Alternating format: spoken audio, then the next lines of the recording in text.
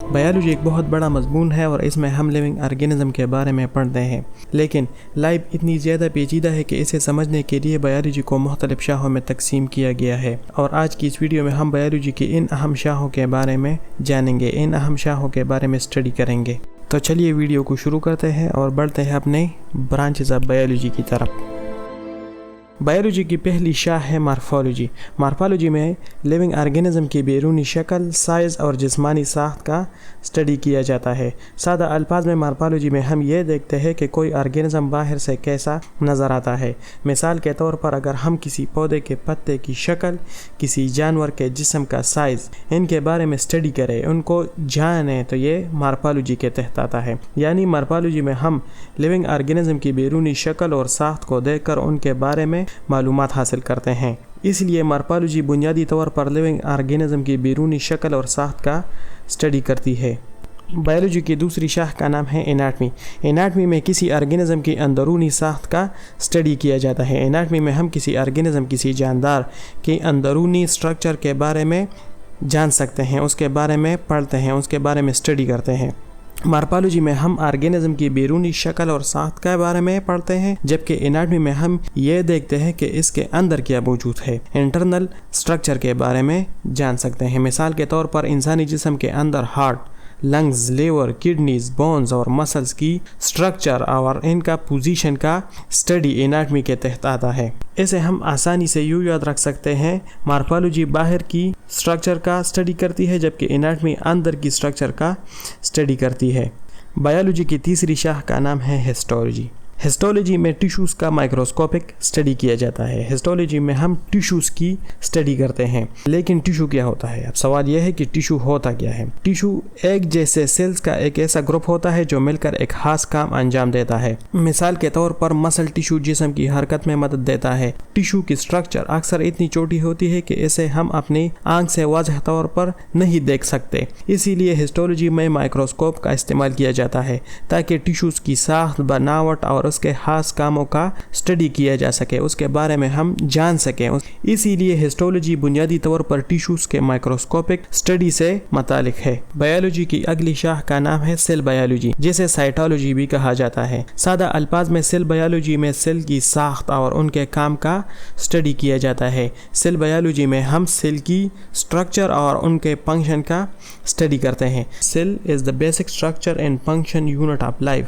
اس کا مطلب ہے کہ تمام لیونگ آرگینزم سیل سے مل کر بنے ہوتے ہیں اور سیل لائف کے لیے ضروری بنیادی کام انجام دیتے ہیں۔ سیل بایولوجی میں سیل کی ساخت، کام، سرگرمیوں اور ڈویژن کا اسٹڈی کیا جاتا ہے۔ اس کے علاوہ سیل کے اندر موجود مختلف اسٹرکچر کا بھی اسٹڈی کیا جاتا ہے، جنہیں آرگینیلیز کہا جاتا ہے۔ مثال کے طور پر مائٹوکانڈریا انرجی پیدا کرتے ہیں، رائبوسوم پروٹین بنانے میں مدد دیتے ہیں۔ سیل بایولوجی میں یہ بھی مطالعہ کیا جاتا ہے کہ یہ تمام آرگینیلیز مل کر سیل کو زندہ رکھنے میں کس طرح مدد کرتے ہیں۔ اس کے علاوہ سیل کی گروتھ اور ڈویژن کا بھی اسٹڈی کیا جاتا ہے۔ اس لیے اگر ہم لائف کو اس کی بنیادی سطح پر سمجھنا چاہیں تو سیل کا اسٹڈی بہت ضروری ہے۔ بایولوجی کی اگلی شاخ ہے فزیالوجی۔ فزیالوجی میں ہم کیا پڑھتے ہیں؟ فزیالوجی میں لیونگ آرگینزم اور ان کے مختلف حصوں کے نارمل کام کا اسٹڈی کیا جاتا ہے۔ یعنی اناٹمی ہمیں یہ بتاتی ہے کہ ساخت کیا ہے، اسٹرکچر کیا ہے، جبکہ فزیالوجی بتاتی ہے کہ یہ کیسے کام کرتی ہے، یہ کس طرح کام کرتی ہے۔ مثال کے طور پر اناٹمی میں ہارٹ کی ساخت، ہارٹ کی اسٹرکچر کا اسٹڈی کیا جاتا ہے، جبکہ فزیالوجی میں یہ سمجھا جاتا ہے کہ ہارٹ کس طرح دھڑکتا ہے اور پورے جسم میں بلڈ فارم کرتا ہے۔ اس طرح اناٹمی میں لنگز کی ساخت کا، لنگز کی اسٹرکچر کا مطالعہ کیا جاتا ہے، جبکہ فزیالوجی میں یہ سمجھا جاتا ہے کہ لنگ ہمیں سانس لینے اور گیسز کے تبادلے میں کس طرح مدد دیتی ہے۔ اسی لیے فزیالوجی میں مختلف آرگن اور آرگن سسٹم کے کام کا اسٹڈی کیا جاتا ہے۔ اس میں بریتھنگ، ڈائجیشن، سرکولیشن اور مختلف بایولوجیکل پروسیس بھی شامل ہے۔ بایولوجی کی اگلی شاخ کا نام ہے ایمبریولوجی۔ ایمبریولوجی میں ایمبریو کی ڈیولپمنٹ کا اسٹڈی کیا جاتا ہے۔ ایمبریو ایک فرٹیلائز ایگ سے ڈیولپ ہوتا ہے جسے زائگوٹ کہا جاتا ہے۔ زائگوٹ سے ایمبریو بنتا ہے۔ زائگوٹ بار بار سیل ڈویژن سے گزرتا ہے اور آخرکار ایک ایمبریو میں ڈیولپ ہوتا ہے۔ اس کے بعد ایمبریو مزید ڈیولپ ہوتا رہتا ہے اور آخرکار ایک مکمل نیا آرگینزم بن جاتا ہے۔ ایمبریولوجی میں ڈیولپمنٹ کے ان تمام سٹیجز کا اسٹڈی کیا جاتا ہے۔ یہ ہمیں سمجھنے میں مدد دیتی ہے کہ صرف ایک سیل آخر کار کس طرح ایک کمپلیکس آرگینزم میں ڈیولپ ہو سکتا ہے جس کے اندر بلین آف اسپیشلائز سیل موجود ہوتے ہیں۔ اسی لیے سادہ الفاظ میں ایمبریولوجی لائف کے ابتدائی مراحل سے لے کر ایک مکمل آرگینزم کی ڈیولپمنٹ تک کا اسٹڈی ہے۔ بایولوجی کی اگلی شاخ ہے جینیٹکس۔ جینیٹکس میں ہم ہیریڈیٹی اور والدین سے اولاد میں خصوصیات کی منتقلی کا اسٹڈی کرتے ہیں۔ ہیریڈیٹی کا مطلب ہے والدین کی خصوصیات کا ان کی اولاد میں منتقل ہونا۔ مثال کے طور پر ایک بچہ اپنے والدین سے آنکھوں کا رنگ، بالوں کی خصوصیات یا جسمانی خصوصیات حاصل کر سکتا ہے۔ یہ معلومات جینز کے ذریعے منتقل ہوتی ہے۔ جینز ہیریڈیٹی کی بنیادی اکائی ہے۔ جینز ہیریڈیٹی کی بیسک یونٹ ہے۔ جینیٹکس میں یہ بھی مطالعہ کیا جاتا ہے کہ جینز کس طرح کام کرتے ہیں، خصوصیات کس طرح منتقل ہوتی ہے اور افراد کے درمیان فرق کس طرح پیدا ہوتا ہے۔ سادہ الفاظ میں یعنی جینیٹکس ہمیں یہ سمجھنے میں مدد دیتی ہے کہ بچے اپنے والدین سے مشابہت کیوں رکھتے ہیں لیکن ان کے بالکل ایک جیسے کیوں نہیں ہوتے۔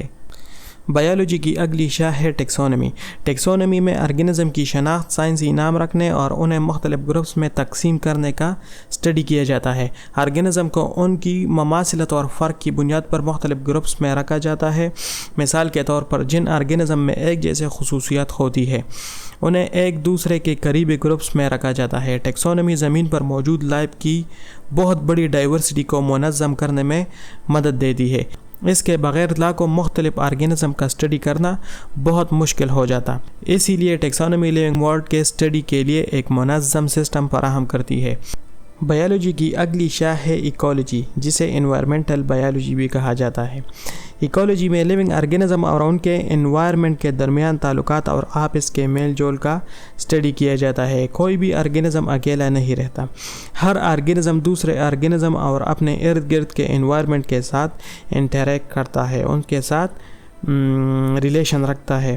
مثال کے طور پر پودوں کو سن لائٹ، واٹر، سوئل اور کاربن ڈائی آکسائڈ کی ضرورت ہوتی ہے۔ اینیملز خوراک کے لیے پودوں اور دوسرے اینیملز پر ڈیپینڈ کرتے ہیں۔ اسی طرح آرگینزم نان لیونگ فیکٹرز کے ساتھ بھی انٹریکٹ کرتے ہیں جیسے temperature, water, year, sun light وغیرہ۔ ایکولوجی میں ان تمام تعلقات کا اسٹڈی کیا جاتا ہے۔